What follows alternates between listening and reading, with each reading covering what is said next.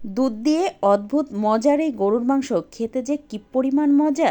আর রান্নার সময় তো এত সুন্দর ঘ্রাণ আসে, রান্না হওয়ার আগেই চুলা থেকেই অর্ধেকটা খাওয়া হয়ে যায়। আজকে এখানে আমি 700 গ্রাম পরিমাণ গরুর মাংস নিয়েছি, সাথে 1 কাপ দুধ দিয়ে দিলাম, সেই সাথে দিয়ে দেবো একটা গোটা টমেটো, তার সাথে দিয়ে দেবো আদা ছিলে 2 ইঞ্চি পরিমাণ, দিয়ে দেবো পেঁয়াজ কুচি, আর দিয়ে দেবো 2টা রসুনের কলি। তারপর 7-8 মিনিট বেশ ভালোভাবে জাল করে নেব এই মশলাগুলো সিদ্ধ হওয়া পর্যন্ত। মশলা সিদ্ধ হওয়ার পরে মাংসটা তুলে নেব, আর এই যে বাকি মশলা দুধ সহ ব্লেন্ড করে নেব। এখন রান্নার জন্য চুলায় 2 টেবিল চামচ পরিমাণ তেল দিয়ে গরম মশলা ফোড়ন দিয়ে দেব, সাথে দিয়ে দেব সেই যে ব্লেন্ড করে রাখা মশলা, তার সাথে দিয়ে দেব 1 চা চামচ করে ধনে গুঁড়া, জিরা গুঁড়া, শুকনো মরিচের গুঁড়া, হলুদ গুঁড়া আর স্বাদমতো লবণ। তারপর সব মশলা সুন্দর করে কষিয়ে নেব। এখন এর মধ্যে ওই যে সিদ্ধ করে রাখা মাংসগুলো দিয়ে খুব ভালোভাবে মশলার সাথে কষিয়ে নেব।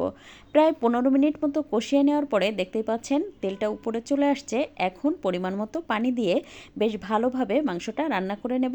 যখন 90% মতো সিদ্ধ হয়ে যাবে তখন দিয়ে দেবো কাঁচামরিচ, আর দিয়ে দেবো হচ্ছে গরম মশলা গুঁড়া। তারপর আরও 5-6 মিনিট রান্না করে নিয়ে পরিবেশন করে নিচ্ছি। আর এটা সাদা ভাত, রুটি, পোলাওয়ের সাথে খেতে অনেক বেশি ভালো লাগে।